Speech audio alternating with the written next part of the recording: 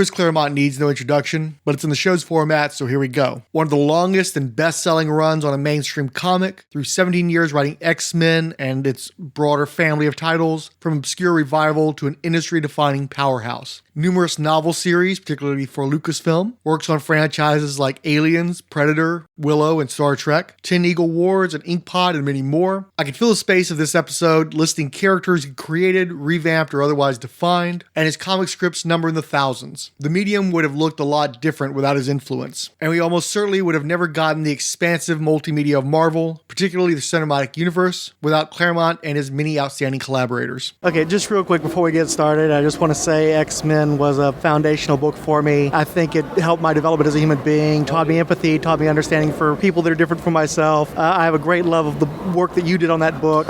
Once you left, I wasn't very concerned about it, but your work is what was important to me. I'm not going to ask you anything about the X-Men, though, because I figure everybody else has done that, and you're probably...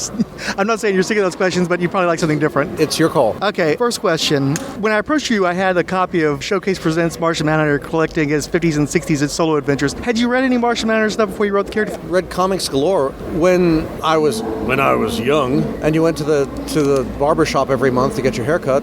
He had a pile of comics to read. So you had a lot of DC, not many Marvel, oddly enough, but Gold Key, Disney Comics, can't even remember, but I mean, there was a lot of what we would consider now outre stuff that's been absorbed into the big corporations. But read almost any. And the thing is, when I was young, my grandmother would send me my favorite magazine, which was Eagle, a weekly newspaper in England. Mm-hmm. So I grew up reading Dan Dare, Sky Pilot of the Spaceways, Heroes the Spartan, Roy of the Rovers. It's just the comics I grew up reading were not the comics that most American fans grew up reading, or their parents or their grandparents. And that's always been the stuff I've strived to.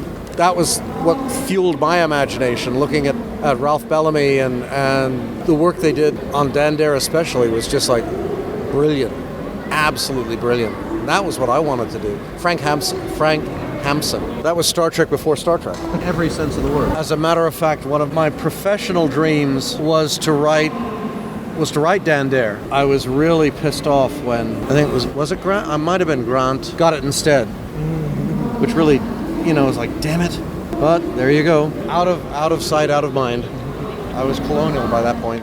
It occurs to me you were obviously one of the superstar writers of the late 70s, early 80s, and then the British invasion started, and you probably grew up on a lot of the same stuff that those guys did. Well, technically, John Byrne and I were the British invasion. It's just he went to Canada and I came to the States, and it was far enough back that I lost most of my accent. So we're the advance guard of the British invasion, I'm afraid. And hey, you've always got Captain Britain, too. Damn straight. Well, that's... Again, part of the reason Stan gave it to me. You're British, aren't you, Claremont? Yeah. Okay, you know how to write this. Okay, no problem. Well, better than Stan. Well,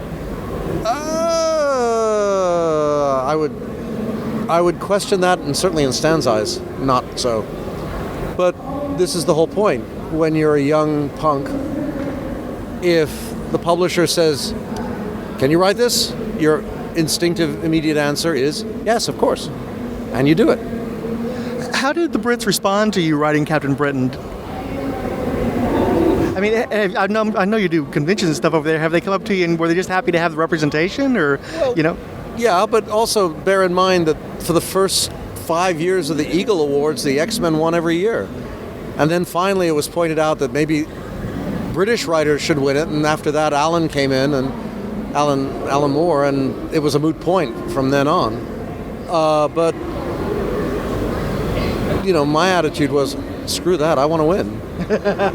And yes, I am British, so what? Okay. Rookie accent. Big deal. I also, I should point out, have a red passport, so there you are. Oh, nice. Yeah. Now, you talked about leaving DC. Was it just a matter of going back to Marvel? I think you left to do X-Men Forever, right? What happened was, when I was doing Sovereign, I left Marvel in 91.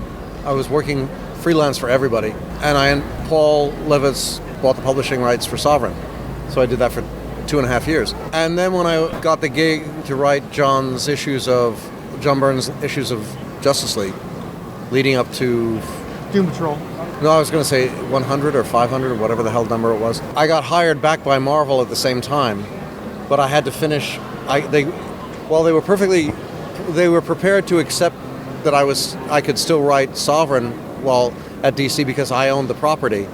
They were not going to let one of their executives write a DC comic while he was being paid as an executive. So I couldn't go back to work for Marvel until I finished the job, the Legion job. So I ended up writing 6 issues in something like a week, Wow. which was fun. What happened in post to the 21st century was that I started out as an executive. I got laid off in, I guess it was 1. So I was working freelance for Marvel, but I was available to work other places. So I pitched a whole bunch of stories to DiDio, concepts to DiDio, which he bought Palmiotti's, but he didn't buy mine. And this is where I did the thing with Dan Raspler.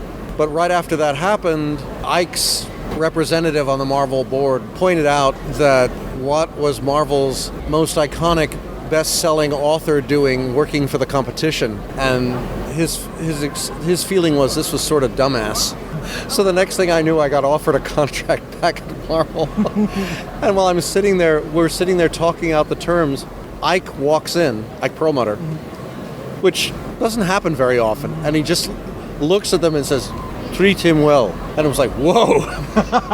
So, I mean, I think the first time I'd met or seen Ike for real was when we were both taking the ferry over to to Liberty Island to see, not Liberty Island, to see the pre-release screening of X-Men. This is the original one. Yeah, the first movie, which was fun. But anyway, and I've been under contract ever since. So that's, in that respect, I am definitely in Ike's debt. What more can one say? That was, as far as I'm concerned, the right call at the right time. And it's been an interesting ride ever since. You recently did an interview with the website Comicverse, where you discussed how you're developing a novel involving the Crossroads concept that was introduced in comics in Sovereign 7. I'm curious, can you actually do Sovereign 7 comics outside of DC, or do you have to work something out with them before you could actually, if you wanted to do one, it's 100% your book? That was the unique and wonderful thing about the deal we cut with Paul back in 93, 4. It was no different from a book licensing deal. They had the license to publish the work while they owned it. The deal was DC characters who appeared in Sovereign would be DC characters. My characters, if they appeared anywhere else, would be my characters. And that was it. And obviously, it means the book cannot be collected or reprinted, except perhaps by DC. Or if I do it, probably not through Marvel, but I would have to get a release from them because of the appearances of Batman and the Legion and various things. But it was a straight book deal, basically, except it was comics. I mean, that was, again, the whole idea in Sovereign, as we were introducing stuff that would carry over. Ideally, the hope was it would carry over to stuff we do in Sovereign would carry over to Batman, would carry over to Legion of Superheroes, whatever. It didn't, because the series came to an end and I went back to Marvel. But you always want to try and create moments of linkage between one series and another. You know, there was a point where I think Scott was dating Colleen Wing for a while. Why? Well, I was writing both books and I thought that it would be cool, but it's also to say these are not monks. They don't live in an abbey. They're not on an island 50 miles off the coast of the United States in international waters where they are completely divorced from the reality of life around them. The whole point in Marvel was Avengers Mansion is on Fifth Avenue off of Central Park. The Baxter Building is on 38th Street and 6th Avenue. The Xavier Mansion is in Upper Westchester, but dude, that's only 30 miles from the city.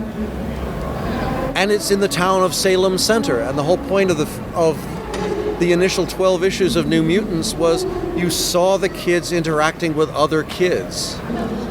For me as a reader, I have no interest in characters who live on a satellite orbiting the Earth. I think, to me, it may make sense from a really cool science fiction storytelling standpoint, but for me it's totally dumbass, because then at what point does the Justice League ever interact with real people? For me, I like the idea that tourists can walk by Avengers Mansion, that you can go to Harry's Hideaway in Salem Center and the X-Men might be there, or, you know, in in mufti, but they'll be there. And if you know who they are, it's cool. There's a restaurant I know in New York that I've been going to for 30 plus years. It's a theater hangout. It's in the theater district. You go there at 11 o'clock at night for after a post-theater dinner. You would not be surprised to see actors from the Broadway stage sitting there having, giggles and just winding down after a show. That's the coolness of New York and the Broadway neighborhood. And to me, the whole essence of doing cool comics was drawing as many points of connection between superheroes and reality as humanly possible. That was why I had Kitty go back to the University of Chicago, because I wanted her in a college life. I wanted her relating to real people. I wanted her not being in a monastery with all the other idiots. Because where's the fun in that? Where's the point where the reader looks at it and says, God, I've been there. I know that. That could happen to me. Has anybody ever talked to you about maybe doing 3 big fat omnibuy and just collecting the whole thing? No. I think, again, Marvel's attitude is always, why do stuff that we don't own and have to share the money with the creator when we can do stuff that we do own and not share it with anybody? Why did you choose to kill off Rampart late in the series? Seemed like the thing to do, because death is a part of life, and why not? Except for the fact that, I think there's a scene from the annual where Batman, Superman, and Wonder Woman are watching him being sworn in as the first Muslim president of the United States. So even then, I was either forgetting my own stories or playing with time. Well, was he dead or X-Men dead? Well, have to wait till the next issue to find out. So if you ever did bring Sovereign Seven back, would it be a continuation, a prequel, a reboot? How would you go, would you think? I don't know. It's not in the cards at the moment, so in a way I would bring them back, but if it's a comic, it would depend on who I'm working with. Would I want to redesign the characters? Would I want to change the characters? Would I want to do brand new characters? That is something that would have to wait for the event. In terms of novels, anything's possible. Was there any particular reason why you chose Power Girl to join the team? I think that was DC's request, the editor's request. He thought it would be a cool idea. And again, it would be a way of bonding the series a little more closely to the DC ethos. We wouldn't be an outsider trying to wiggle our way in. We would be sort of an inside outsider. Sort of the same way that having Beast be a member of the Avengers links the two teams in a manner of speaking. I mean, the nice thing about the X-Men was that they were, in fundamental ways, my characters. I created almost all of them in terms of either creating them outright or defining them from the moment of their initial creation.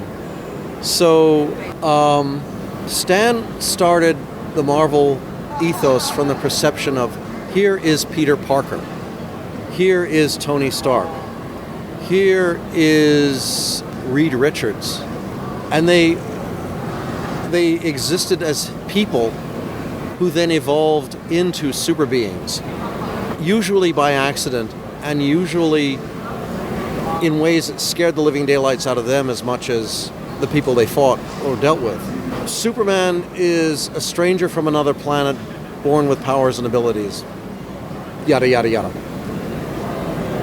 Batman is a child, to say of privileges, devalues the word understatement.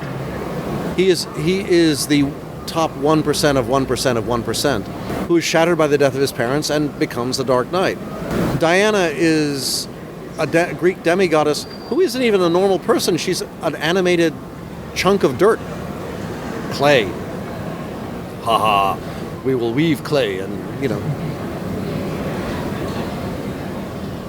At what point in their existence are they in any way, shape, manner, or form relatable to the people around them?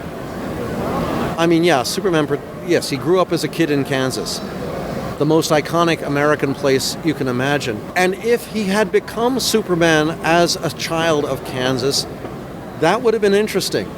But no, he finds out about his history in Krypton. He finds, in the movie mythology, he finds his dad's giant ship, a giant ship that has been buried in the ice for 50,000 years, yet manages to have current holograms of his father, who presumably only died 30 years ago. This is the point where the movie started getting me pissed off, because it would be one cool thing saying Krypton died 50,000 years ago, and the starship, his little escape module, had been running through space for a hell of a long time before it crashed on Earth, and that Zod and company have been running around outer space for 50,000 years trying to find him. That, to me, as a science fiction writer, would have made sense. But the implication was, nope, it's only been 30 years. And it's like, what? So once he finds out who he is and where he comes from, he's not human anymore.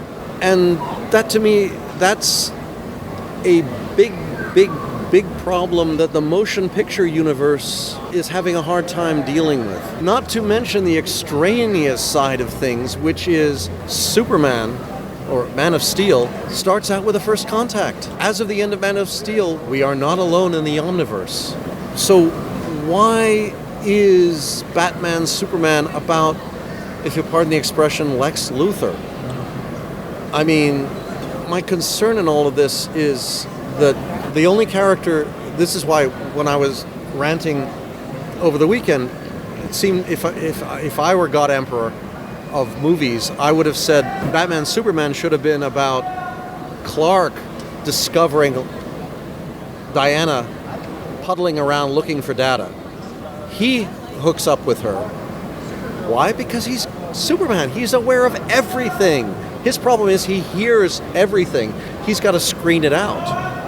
But the moment in Luthor's reception, when Jarvis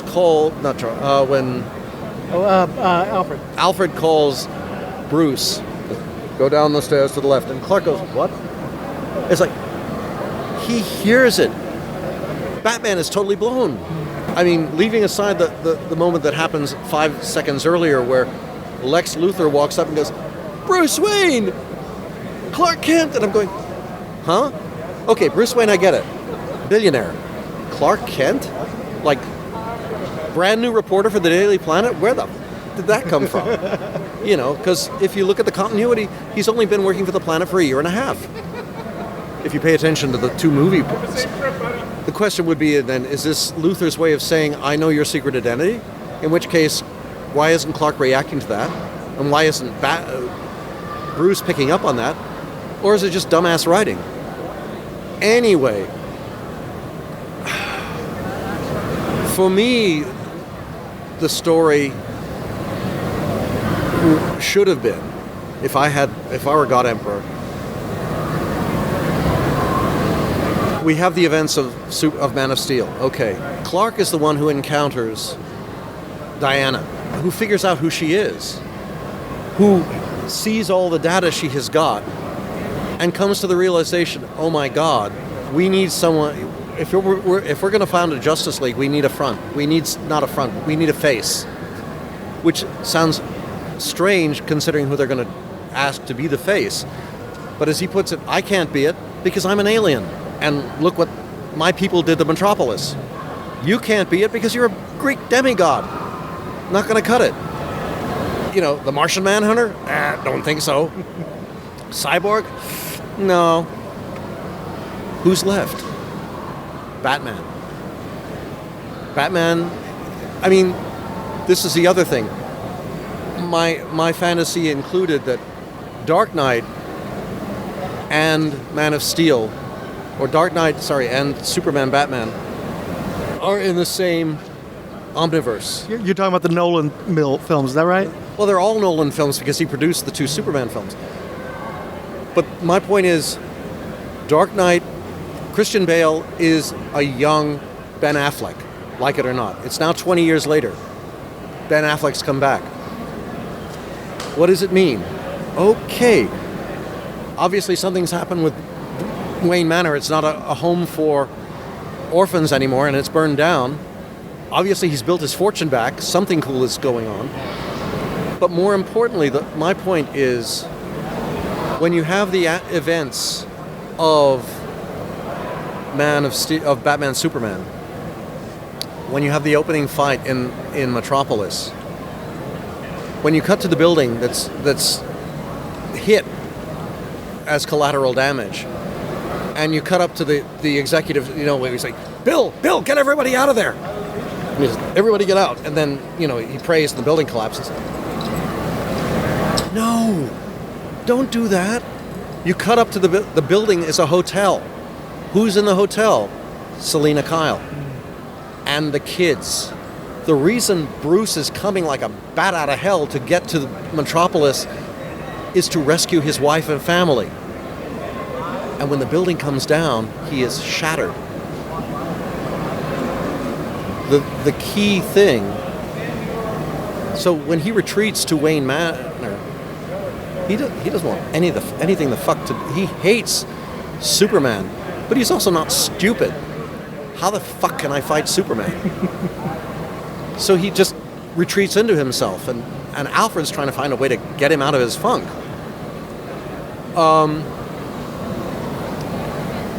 So that their whole he has a rationale for being so crazy pants. Well, no, but the whole point of the film then becomes there is a threat, and they need Batman to resolve the threat. But more importantly, they need Batman to take over the Legion to help them found the Justice League. And they both go to him. Maybe Diana makes the first move, but the key point is when when Bruce and Superman come face to face, and Batman just goes fucking berserk.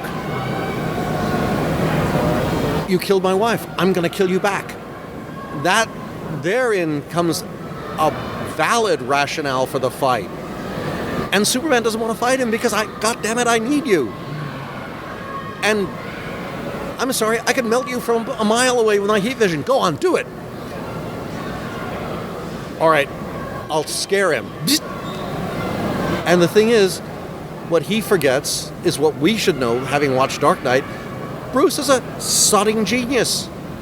He's got defenses against the heat vision. He's got the stupid Batman suit, which, I'm sorry. With all apologies to Frank, what works in the comic doesn't work in real life. Ben Affleck looked like a dumbass. But he could have easily come up with high-tech alternatives, perhaps derived from the crashed Kryptonian technology. And we could invent a whole new interesting villain. But the kicker, of course, at the end of the film would be Bruce is trying to kill Batman, and maybe Wonder Woman's trying to stop him, but in the course of the fight, Clark remembers something unique, distinctive about the day he fought Zod, which is, we discover, Selina is not called Catwoman for nothing. Cats have 9 lives. She don't die that easy. Maybe Selina's still alive. Maybe he discovers there is a clue that she's not dead. Maybe she and the kids have just disappeared for safety. And that, Bruce, we may have an answer. And suddenly they have a reason to work together. I've got to find my wife and kids, but first I have to save the world so that there's somewhere for them to live in. But you ground it in the character of the protagonist, not some dumb, General Zod is just going to hit you and hit you and hit you, and I'm going to hit you back, and then Superman dies at the end. But I mean, that's, to me, how you should look at these equations. What is the relevant emotional foundation of the conflict, and what can lead to the resident emotional action that resolves it? Excellent. And to me, it would have been a whole lot more fun. This interview was conducted in the summer of 2016. I've held it this long because I had already used parts of it in other shows, and I intended to do so again for an overview of his run on Sovereign 7. I never finished the reread, and this material sat in a folder as a result. There's also a lot of negative association that I had to wrangle with. You see, this interview was actually twice as long. We took a break, and I saved the first half only for the portable mixer I'd been using to fail catastrophically after we'd resumed. I don't think I'd been clearing memory on other interviews, treating them too preciously, and I think I just ran out of space. It would have been nice if it had automatically saved up to a point, but unfortunately the entire second recording failed. This was the Marvel portion of my questions, where I suspect most listeners' interests would lie. I asked about his work on Tigra, Daughters of the Dragon, Power Man and Iron Fist, John Carter of Mars, Carol Danvers, now Captain Marvel, formerly Miss Marvel, Star-Lord, Satana, Lady Damon, Spider-Woman, the Nicole Shea novel series, Defiant Comics' Prudence and Caution, his abortive Image series Huntsman, Big Hero 6, and even Chronicles of the Shadow War. I did not want to spend an hour trying to recall and paraphrase his answers to the best of my recollection, as that seemed pathetic and tedious. So I preferred letting enough time pass that I've mostly forgotten that part of our interaction. I do want to say I'm pretty sure he gave a lot of credit for Lady Demon to Michael Golden, which I probably held on to because who else would have bothered to ask. I will say that my biggest regret was a long response about the not ready for primetime players on Saturday Night Live, which thankfully reappeared in a much truncated form in the documentary Chris Claremont's X-Men. There was a lot more to it, particularly some asides about comics fan John Belushi, but the gist of it survived my ineptitude. Another reason for my reserve is that 6 years on, my tongue is still sore from how hard I was biting it during the DC discussion that survived. In the time since 2016, it's only gotten harder to get creators to agree to a cold interview at their table with unvetted questions from an unknown outfit. I wasn't about to repay Claremont's kindness with a full-throated argument about philosophical differences regarding the DC universe, but I still feel a little like Billy Bush all the same. To me, it's all one story, because life is a story. I'm not writing superhero adventures, I am telling the story of these characters' lives.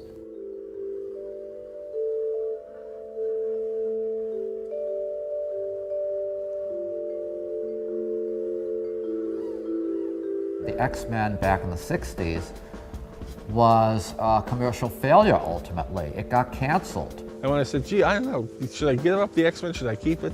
Chris just sort of sat there and went, I'll take it, me over here. It was a chance to get in on the sub-level and build the characters from the get-go. He cared desperately about this third string book, and he poured his heart into it. The impact was huge. X-Men sales went through the roof. People reportedly sent flowers and death threats to the Marvel offices. It was an era in which the creators were becoming stars, and that this was Chris Claremont's X-Men. And by the late 80s, it was outselling Spider-Man. The only way you could do this day in and day out was to convince yourself these characters were real. You pick up X-Men 100, you see the 7 characters, you figure, okay, this is who they are. You pick up 200, the characters have evolved. The very success the X-Men eventually attained meant that those characters were going to just keep being exploited in as many properties as they could. They didn't want to do what I wanted to do, I didn't want to do what they wanted to do, and tempers carried everyone away. And I likened him to Babe Ruth, because Babe Ruth didn't invent the Yankees, and Claremont didn't invent the X-Men, but each of them built a house.